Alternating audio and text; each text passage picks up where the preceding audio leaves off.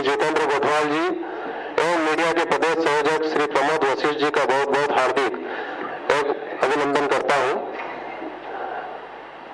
आज इस सभागार में विराजे हुए मीडिया के सभी बंधुओं, विकसित भारत के अमृत काल में सेवा, सुशासन, गरीब कल्याण के 11 साल की उपलब्धियों पर आज की इस प्रेस ब्रीफिंग में आप समस्त सम्मानित पत्रकार बंधुओं का बहुत बहुत हार्दिक स्वागत, अभिनंदन। राजस्थान प्रदेश को अल्पकाल में गड्ढे से बाहर निकालकर पूरे विश्व में, पूरे प्रदेश में, पूरे देश के अंदर एक विशेष पहचान दिलाने वाले ऐसे असाधारण व्यक्तित्व के धनी, संगठन रचयिता एवं राजस्थान के भागीरथ कहे जाने वाले राजस्थान के यशस्वी मुख्यमंत्री श्री भगवान लाल शर्मा जी को मैं आज की इस प्रेस ब्रीफिंग में आमंत्रित करता हूं कि कृपया संबोधित करें।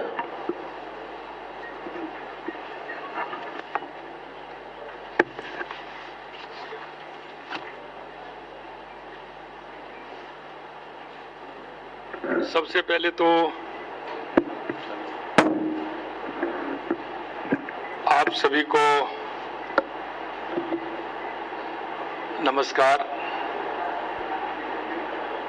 सभी मैं देख रहा हूं आज हमारे पत्रकार बंधु बहुत ही खुश नजर आ रहे हैं, क्योंकि आज आप सभी एक ऐसे ऐतिहासिक अवसर पर आमंत्रित किए गए हैं जब देश के यशस्वी प्रधानमंत्री श्री नरेंद्र मोदी जी के नेतृत्व में 11 वर्ष की अद्भुत यात्रा का उत्सव मनाया जा रहा है। मित्रों, कई मैं देख रहा हूं कि सीनियर पत्रकार भी हमारे सामने बैठे हैं जो उन्होंने लंबे समय से पत्रकारिता की है,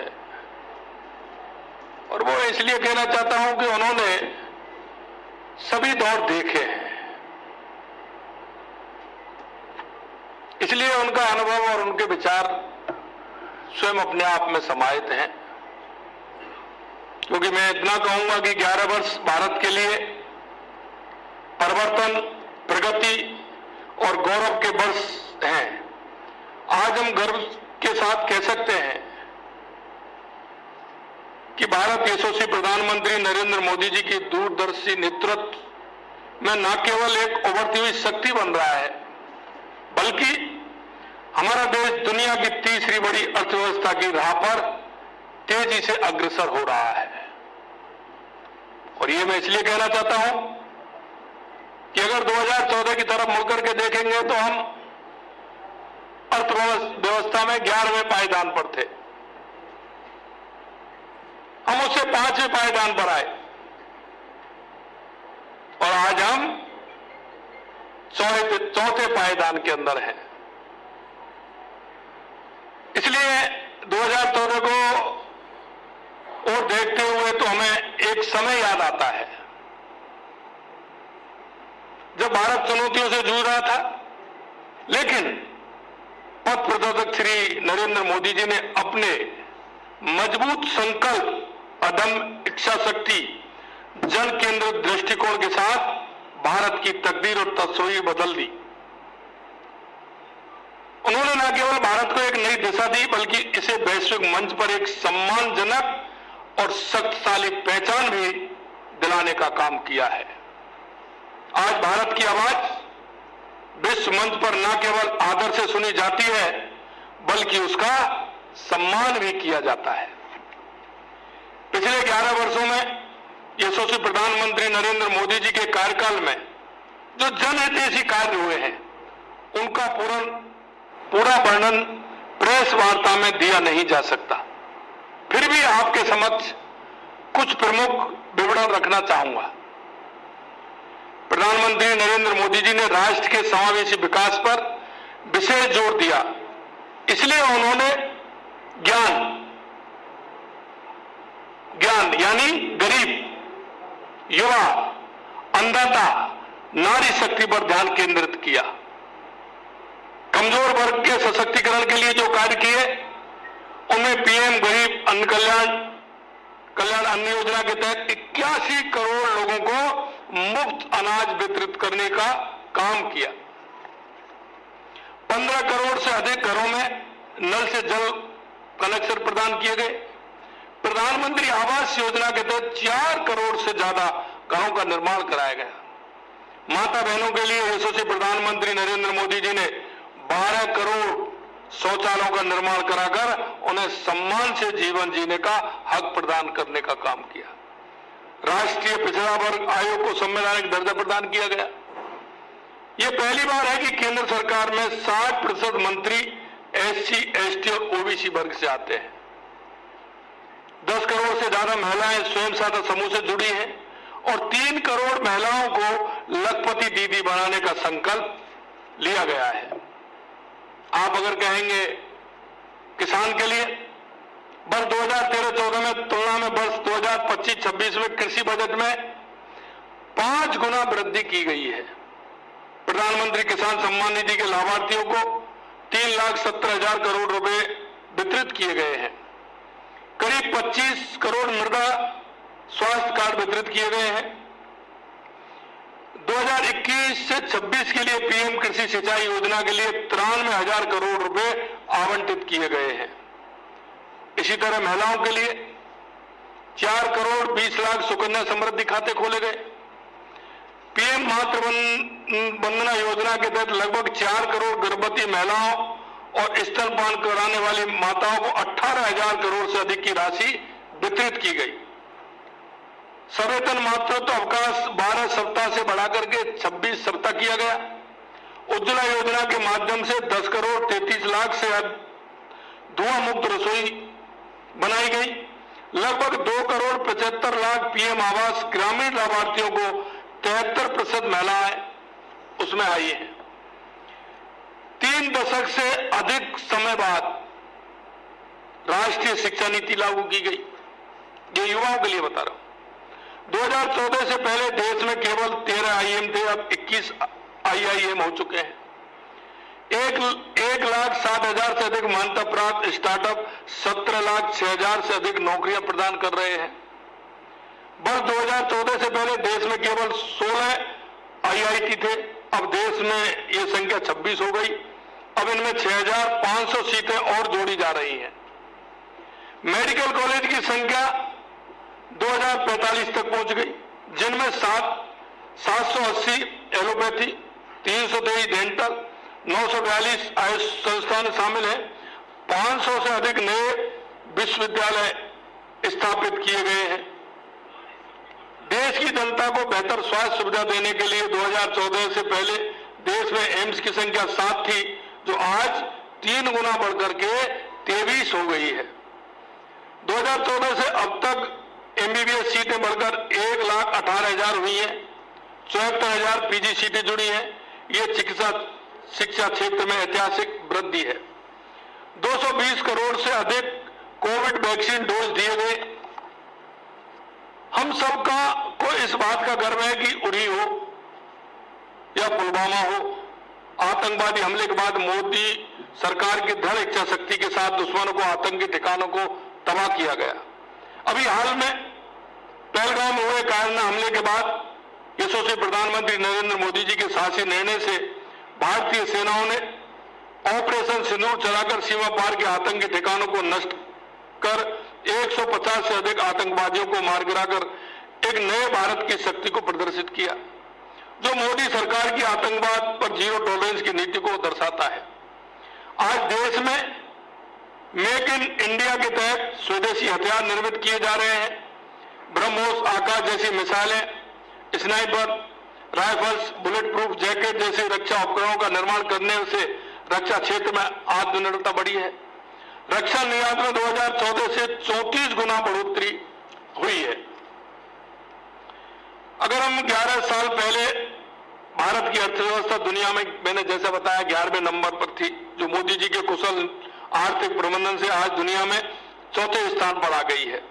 केंद्र सरकार द्वारा जन कल्याण योजनाओं को अंतिम व्यक्ति तक पहुंच सुनिश्चित की गई। परिणाम स्वरूप 25 करोड़ से अधिक लोगों गरीबी रेखा से बाहर निकले हैं।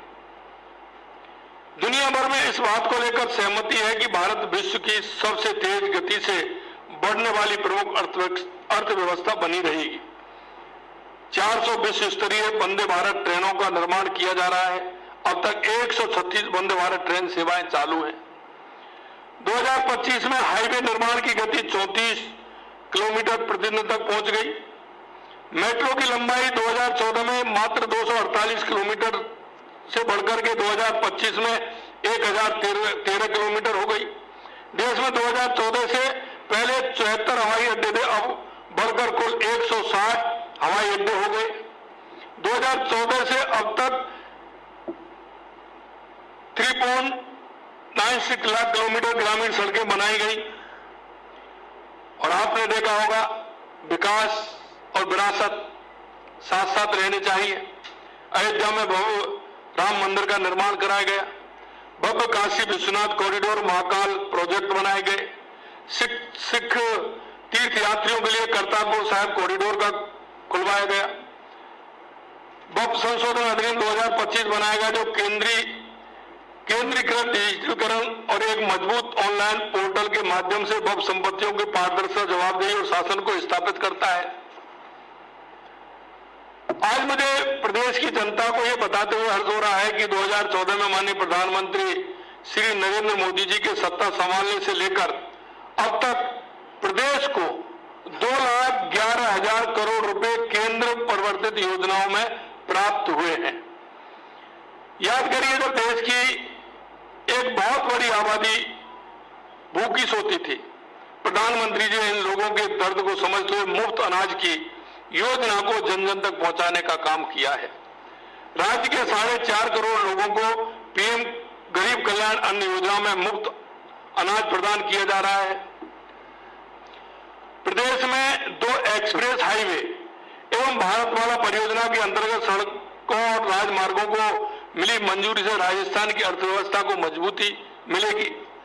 प्रदेश की 9,06,000 महिलाएं लखपति दीदी योजना से लाभान्वित होकर आत्मनिर्भर जीवन की ओर अग्रसर है। इसके साथ ही प्रदेश के लगभग 23 लाख लोगों के पीएम आवास योजना के तहत पक्के मकान का सपना पूरा हुआ है। इसी प्रकार 87 लाख ग्रामीणों में स्वच्छ भारत अभियान के तहत शौचालय का निर्माण किया गया है।